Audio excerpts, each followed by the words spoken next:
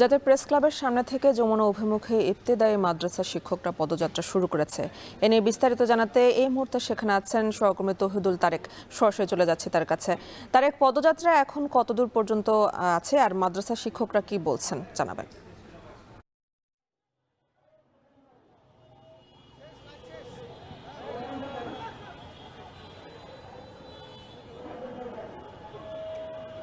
এই পদযাত্রাটি যখনই শুরু হয় বলা যেতে পারে যে আমরা যে সার্ক ফোয়ারা জানি যে সার্ক ফোয়ারা ঠিক আগেই কিন্তু প্রেস ক্লাব থেকে একটু পর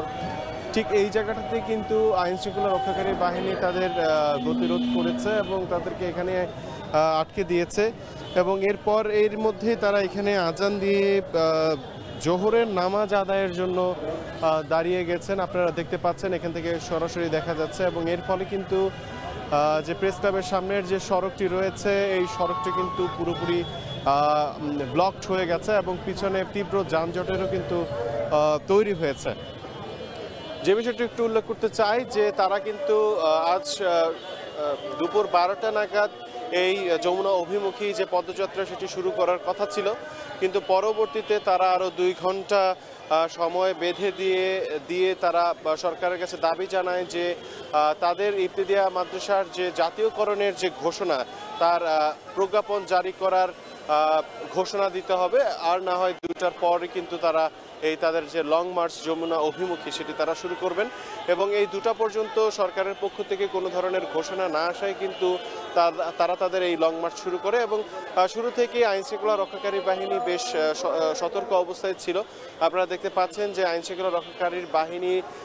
তাদের যে প্রোটেকশন বা প্রতিরোধ ব্যবস্থা এখানে রয়েছে, কাঁটাতারের বেড়া দিয়ে তারা এখানে কিন্তু অবস্থান করছে এবং তাদের গতিরোধ করে আছে এবং যারা আন্দোলনকারী শিক্ষকরা রয়েছেন তারা কিন্তু এখানে আপনারা দেখতে পাচ্ছেন যে এই মুহূর্তে জোহরের নামাজ আদায় করছেন এবং এই নামাজের আগেও কিন্তু তারা এখানে চেষ্টা করেছেন যে তারা এই যে বাধাটি রয়েছে বাধাটি অতিক্রম করার এবং এখানে অবস্থান করে কিন্তু তারা স্লোগান দিয়ে যাচ্ছিলেন এবং তারা বারবার সরকারের দৃষ্টি আকর্ষণ করার চেষ্টা করছেন যে তাদের যে এক দফা দাবি জাতীয়করণের যে ঘোষণা তা পর্যায়ক্রমে যাতে প্রত্যেকটি ইবতেদায়ী মাদ্রাসাকে অন্তর্ভুক্ত করে প্রজ্ঞাপন জারি করার যে দাবি সেটি যাতে খুব দ্রুত সময় করা হয় সেই স্লোগানও কিন্তু তারা দিয়ে যাচ্ছেন। এবং যে বিষয়টি একটু উল্লেখ করতে চাই, গেল 21 দিন যাবৎ কিন্তু ইবতেদায়ী মাদ্রাসার যে শিক্ষকরা রয়েছেন তারা কিন্তু এই আন্দোলন করে যাচ্ছেন, এখানে অবস্থান কর্মসূচি করে যাচ্ছেন প্রেস ক্লাবের সামনে থেকে 21 দিন যাবৎ এবং তারা তাদের এই আন্দোলনে কিন্তু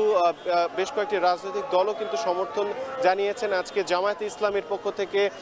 নায়েবে আমির ATM মাসুদও কিন্তু এখানে বক্তব্য প্রদান করেছেন, তামিমুল মিল্লাতের অধ্যক্ষ এখানে বক্তব্য প্রদান করেছেন তাদের সমর্থনে। এই ছিল আমার কাছে সর্বশেষ।